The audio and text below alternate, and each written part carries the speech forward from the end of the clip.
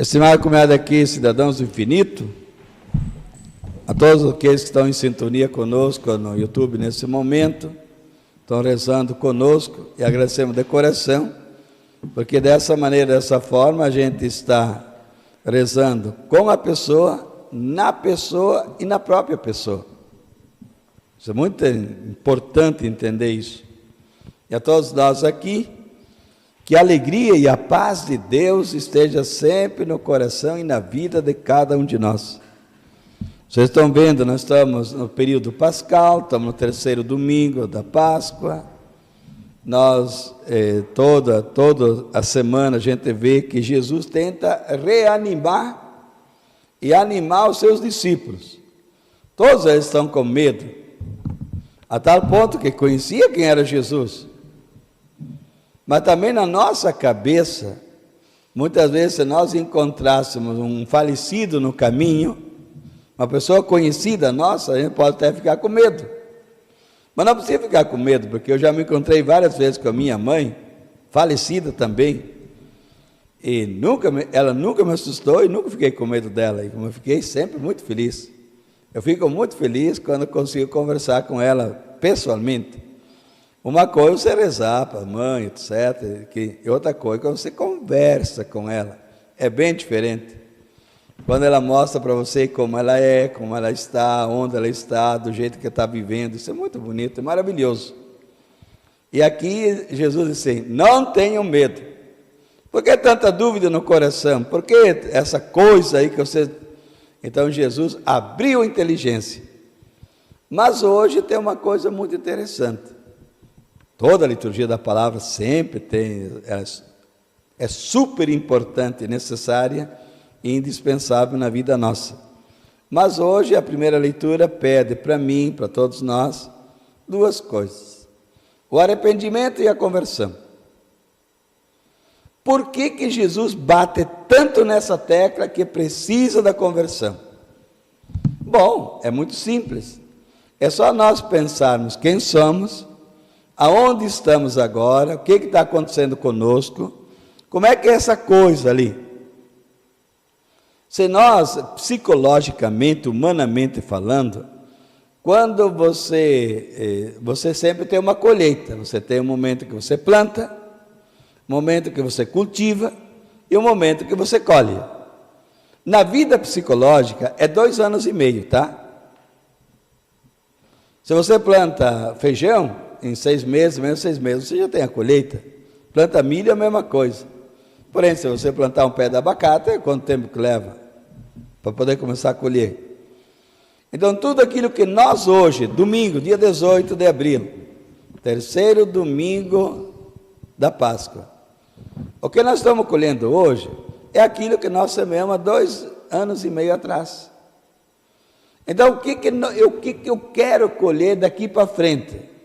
Por isso que Jesus bate nessa tecla que precisa da conversão. Mas o que é conversão? Olha, se eu quero uma vida melhor, eu tenho que mudar. Se eu quero o ano 2021 melhor que o do ano 2020, então eu não posso ser o mesmo 2020. Quem não se converte sempre repete as mesmas coisas.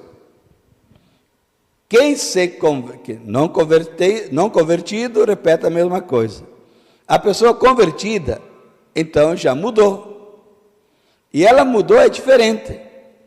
E quem é diferente, colhe a diferença.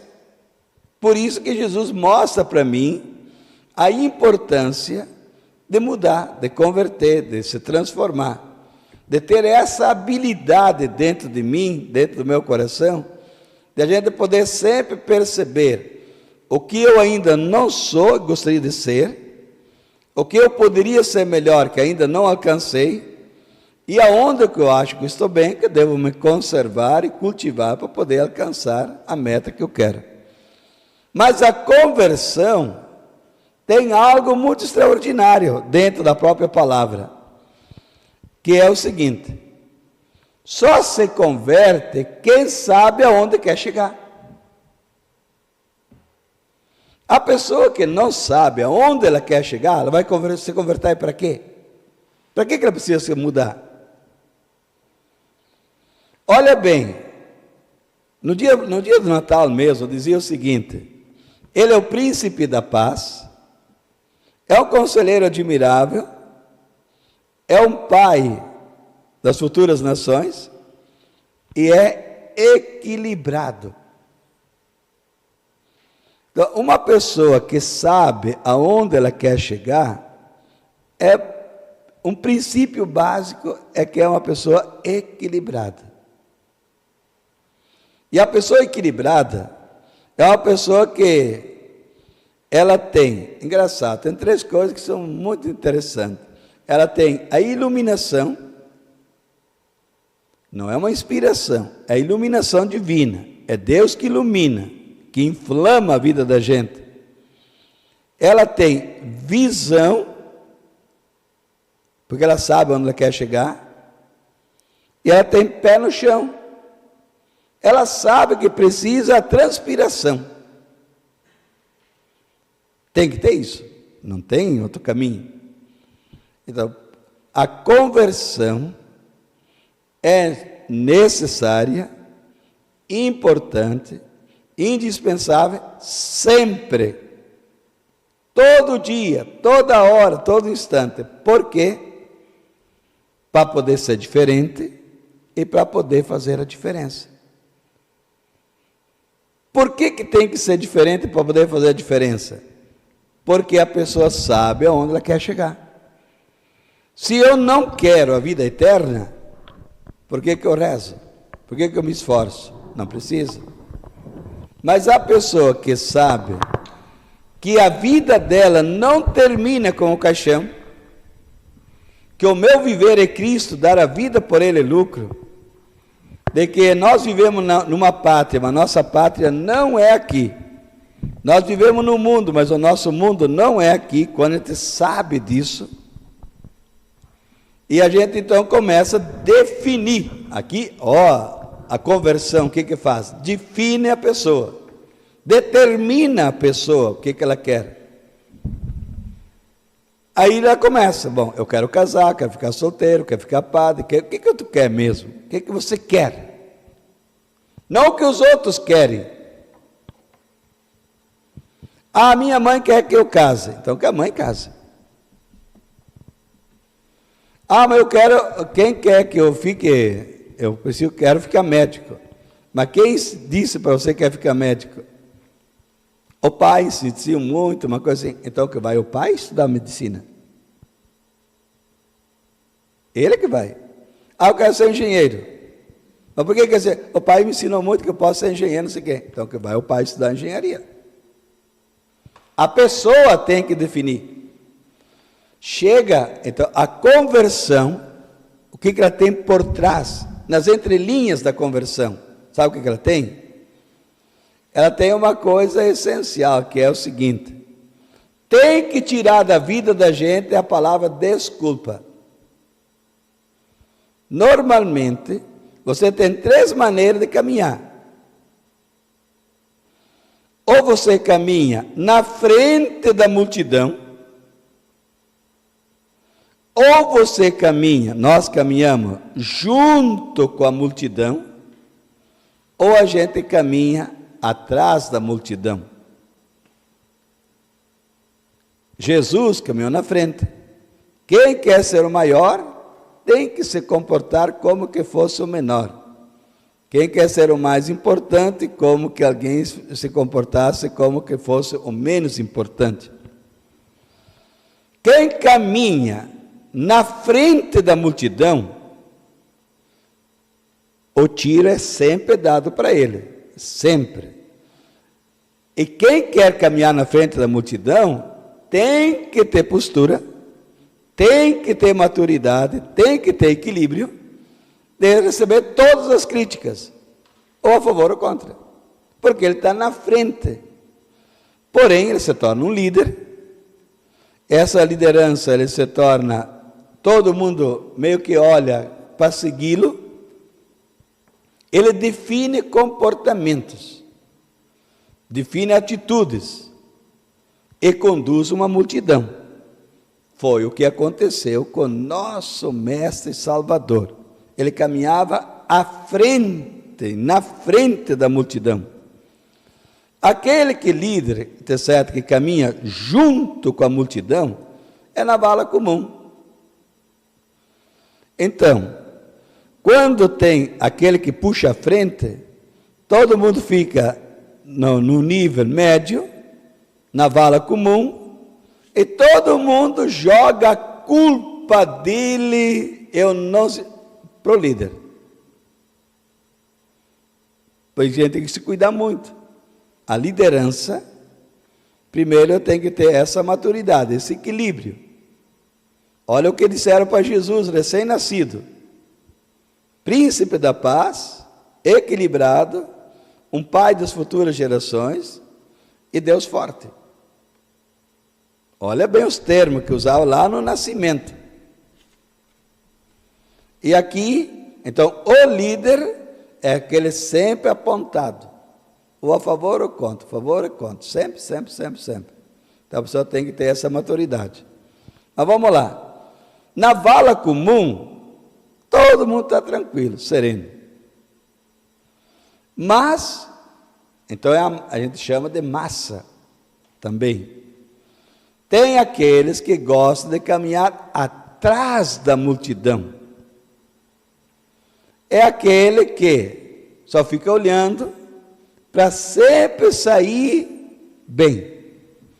Espera que todo mundo fala, depois ele vai fazendo uma síntese, e no final ele pega e fala tudo que os outros falaram, e ele se mostra como o entendido. É sempre aquele que tem a melhor parte da carne, é o filé, ele não se contenta com a costela. E também é sempre aquele que se aproveita disso e daquilo. Ele nunca é culpado, porque sempre está atrás, né? Ele está no rabo da carroça. Sempre está atrás, ele fica observando. Todo mundo vai andando e ele aqui atrás fica observando, olhando. E vai se aproveitando. É o aproveitador. Então nós temos essa maneira. E Jesus não é isso. Jesus é diferente. Ele mostra o seguinte: cada um tem que ter uma postura, cada um tem uma missão, cada um tem uma tarefa no mundo. Nós estamos no mundo para exercer essa tarefa, essa missão. A gente não veio para fazer peso na terra, a gente não veio para ocupar o lugar dos outros, não, cada um tem uma missão dele. Porém, tem que ser realizada. E para poder realizar essa missão, a pessoa tem que saber o que ela quer. O que ela quer, aonde ela quer chegar, e como fazer para chegar até lá. E não dar desculpa para ninguém. Um bom jogador, ele faz o gol, não é porque não tem defesa, é porque ele é esperto, inteligente, ele dribla a defesa e faz o gol. Por isso que é importante, por isso que ele fica famoso, porque ele não reclama, não bate isso, aquilo, ele cai no chão, levanta e vai em frente, e ele, no meio de todos os obstáculos da defesa, ele consegue dar o drible e botar a bola lá na rede. Pronto, ficou famoso. Ele não deu culpa para ninguém, é ele que errou, ou ele que acertou. Então, por isso que arrependei-vos e convertei-vos. Para quê? Para não repetir sempre as mesmas coisas. Se eu não mudo, e eu não me converto, não me transformo, daqui a 20 anos estou fazendo a mesma coisa que estou fazendo agora. E qual é o lucro? Qual é a vantagem? Nada. Porque eu não exerço a minha missão. Eu não faço ela crescer como missão. E aqui Jesus, daqui para frente, sempre vai falar, não tenham medo. A paz. A paz não é falta de guerra. A paz é um estado de vida. A paz não é uma ideia. A paz não é um conceito. A paz não é qualquer palavra. Não, a paz é um dom de Deus. Assim como o Pai me enviou, eu também vos envio. E a paz Pode ser que vocês acreditem, não acreditem, aceitem, não aceitem, etc. A paz, o ponto principal da paz é a confissão. É ali que nasce. A paz é um sacramento, é um sacramental. E o fruto de tudo isso é a confissão. Então, se nós olhar no mundo, o maior problema, a maior doença que existe hoje, você acha que é a máscara? Que é a pandemia? Isso é mentira. Que ela existe, existe.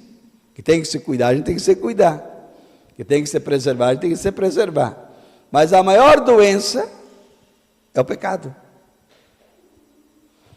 E nós temos uma coisa que é tão bonita, tão fantástica para nós católicos, que é a confissão. É tão simples, a confissão é tão simples, é tão fácil de possuí-la, de tê-la, que muitas vezes o sacerdote fica no confessionário e reza para ver se vem a pessoa para se confessar. Então tem gente que tem possibilidade de se confessar e não se confessa, e pode ser que tenha lugares que as pessoas gostariam e não tem o ministro legalmente constituído para atender a confissão. Então nós que temos e podemos nos confessar, vamos aproveitar. E a pergunta é, nós cidadãos infinitos, como fazer? Qual é o jeito e a maneira de fazer as pessoas entenderem a importância de que a maior doença na face da terra é o pecado, é a falta da confissão. Então, vamos ver, o pecado é a doença, e o remédio é a confissão. Só que não é qualquer remédio, ele é um sacramento. E ele tem um efeito tão bonito, que além de tirar de nós um peso dentro da consciência, ele traz o quê? Então vem a paz, porque vem a graça. Então, por isso que a paz é dom de Deus, porque dom de Deus, que é graça, graça tem duas maneiras, é dom e tarefa. É dom porque vem de Deus, e tarefa porque eu preciso fazer. Que Deus dá o dom da confissão, Deus dá. Mas se eu não for para a confissão, então eu preciso fazer alguma coisa. Então que Deus nosso Senhor nos conceda essa graça, essa alegria. Então por isso que ele diz, a paz esteja convosco. Isso é bonito. A paz esteja sempre em nossos corações.